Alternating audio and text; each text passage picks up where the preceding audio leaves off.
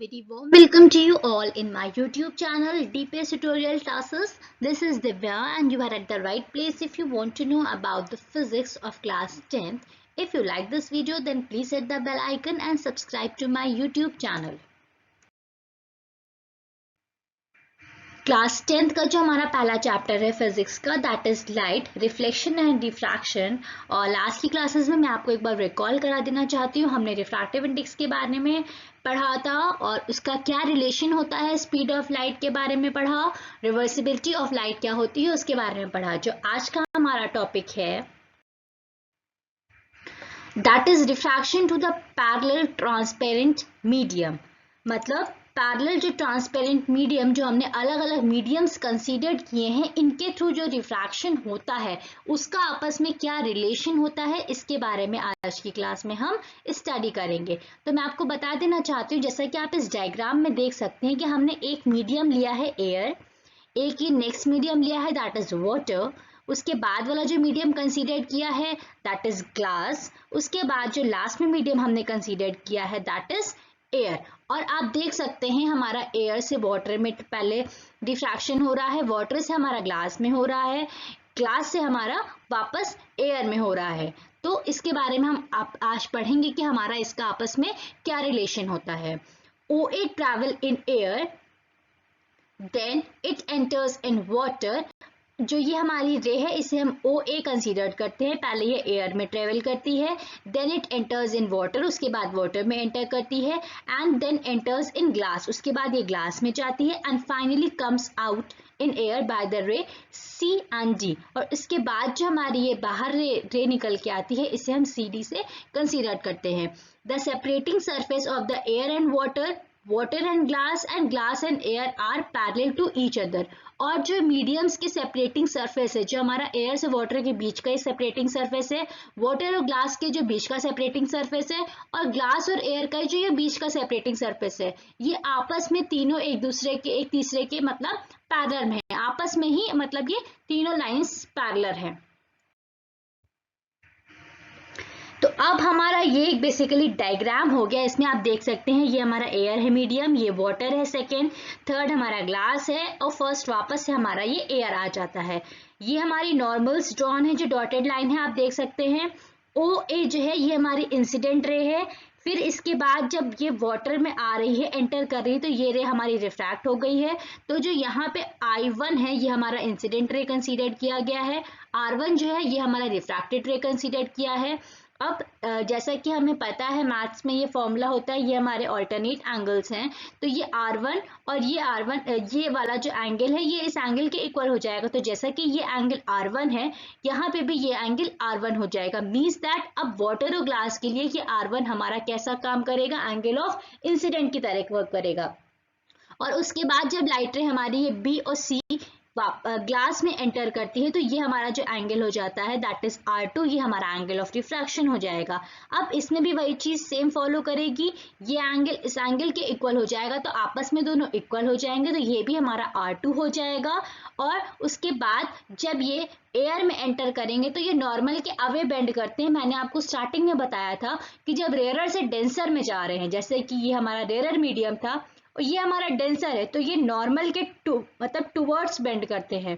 Water और glass से comparison में ग्लास ज्यादा डेंसर है तो ये टुवर्ड्स द नॉर्मल बेंड होगा। अब ग्लास और एयर के कंपैरिजन में एयर जो है वो हमारा रेयर मीडियम है, और जब हम रेयर मीडियम में जाते हैं डेंसर से रेयर ट्रेवल करते हैं तो जो हमारी रिफ्रैक्टेड रे है वो अवे फ्रॉम द नॉर्मल जाती है। इसलिए जैसा कि आप देख सकते हैं ये एंगल बड़ा है, ये away from the normal bend हो रही है। उसके बाद हम इसे क्या कंसीडर करेंगे, I1 कंसीडर करेंगे। तो होप सो आपको अब ये डायग्राम अच्छे से क्लियर हो गया होगा। तो चलिए हम स्टार्ट करते हैं। सबसे पहले हम मीडियम 1 और मीडियम 2 कंसीडर करेंगे। इस वाले केस में हमारा मीडियम 1 जो है वो एयर है, मीडियम 2 हमारा वाटर है, और इस केस में एंगल ऑफ इंसिडेंट I1 है और एंगल ऑफ रिफ्रैक्शन R1 है। तो रिफ्रैक्टिव इंडेक्स का जब हम इसमें फॉर्मूला लगाएंगे, refractive index of second medium with respect to first medium, second medium with respect to first medium, तो ये हमारा क्या हो जाएगा, sign I1 upon sine R1, और ये हमारी हो जाएगी फर्स्ट इक्वेशन। अब हम नेक्स्ट कंसीडर करते हैं, हम वाटर और ग्लास को कंसीडर करते हैं, ये दो मीडियम्स। तो वाटर हमारा सेकेंड मीडियम है और जो हमारा ग्लास है दैट इज हमारा थर्ड मीडियम। तो सेकेंड मीडियम जो हमारा वाटर है, इसके लिए हमारा एंगल ऑफ इंसिडेंट क्या हो जाएगा, R1 हो जाएगा, और ग्लास में जो हमारा एंगल ऑफ रिफ्रैक्शन हो जाएगा वो हमारा R2 हो जाएगा, ये R2 हो जाएगा। और refractive index of third medium with respect to second medium, refractive index of third medium with respect to second medium जो हो जाएगा वो sign R1 upon sine R2 हो जाएगा, और ये हमारी हो जाएगी सेकेंड इक्वेशन। उसके बाद हम थर्ड मीडियम और वापस से फर्स्ट मीडियम को कंसीडर करेंगे। तो यहाँ पे हमारा एंगल ऑफ इंसिडेंस जो हो जाएगा वो R2 हो जाएगा, और एंगल ऑफ रिफ्रैक्शन जो हो जाएगा वो I1 हो जाएगा। और हमारा refractive index of first medium with respect to third medium, यहाँ पे देख सकते हैं refractive index of first medium with respect to third medium जो हो जाएगा हमारा वो साइन R2, ये हमारा एंगल ऑफ इंसिडेंस जो है sign R2 upon sine I1 हो जाएगा, ये हमारा हो जाएगा थर्ड इक्वेशन। अब हमारी जो ये तीनों इक्वेशंस निकल के आई हैं, refractive index of second medium with respect to first medium, refractive index of third medium with respect to second medium, and refractive index of first medium with respect to third medium, इन तीनों ही equations को हम multiply करेंगे, मतलब इनके जो left hand side है उनको एक साइड मल्टीप्लाई करेंगे और इक्वल्स टू करके इनके राइट हैंड साइड को हम एक साइड मल्टीप्लाई करेंगे। और जब आप ये मल्टीप्लाई करेंगे तो आप देखेंगे कि ये सब हमारा आपस में कैंसिल हो जा रहे हैं, साइन I1 यहाँ कैंसिल हो जाएगा साइन I1 से, साइन R1 यहाँ कैंसिल हो जाएगा साइन R1 से, और साइन R2 यहाँ कैंसिल हो जाएगा इस साइन R2 से। तो मीन्स दैट हमारा जो राइट हैंड साइड है वो हमारा क्या बनेगा, 1 आ जाएगा।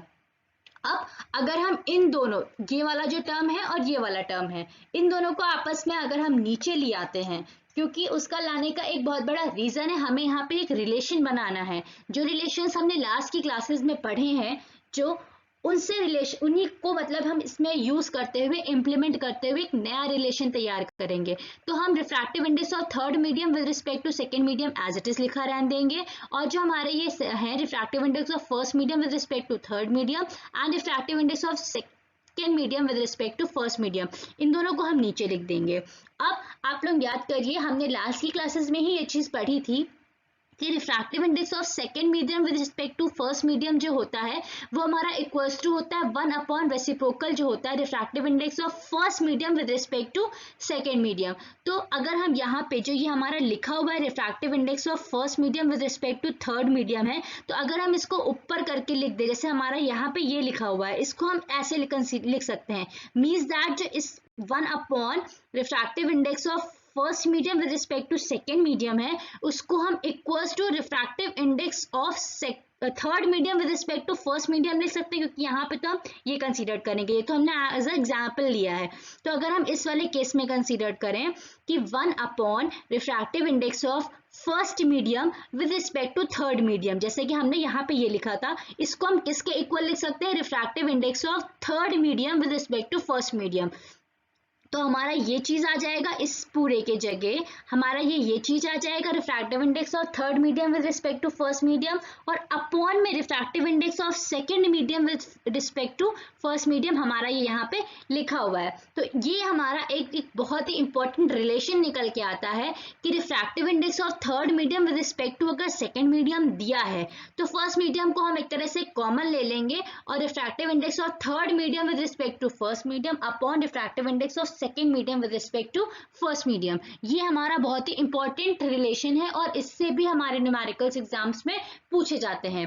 अब ये किस, मतलब ये तो हमारे मीडियम्स के बेसिस में हो गए। अगर हम यहाँ पे दो मीडियम, एक वाटर और एक हम ग्लास कंसीडर करते हैं, तो जैसे हमने यहाँ पे लिखा हुआ refractive index of glass with respect to water जो हमारा हो जाएगा वो हमारा किसके इक्वल हो जाएगा, refractive index of glass with respect to air upon refractive index of water with respect to air। अगर इधर के हमारे दोनों मीडियम्स सेम है तो हमारा refractive index of glass upon refractive index of water हो जाएगा। ये हमारा बहुत ही इंपॉर्टेंट रिलेशन है, आप लोग इसे बहुत अच्छे से ध्यान से पढ़ लीजिएगा। ये हमारे इसके बेस पे हमारे न्यूमेरिकल्स एग्जाम्स में पूछे जाते हैं, 2 मार्क्स के बोर्ड्स एग्जाम में न्यूमेरिकल्स डेफिनेटली आते हैं। आज की हमारे क्लास में बस इतना ही था। आपसे रिक्वेस्ट है इस डेरिवेशन को बहुत अच्छे से समझ लीजिएगा और जो रिलेशन जो निकल के आया है उसको अच्छे से समझ लीजिएगा। अगर आपको नहीं समझ में आता है तो आप मुझसे कमेंट बॉक्स में कमेंट्स करके पूछ सकते हैं, मैं दोबारा से आपको एक्सप्लेन कर दूंगी। और आज की क्लास में बस इतना ही था। Thank you for watching this video and keep supporting.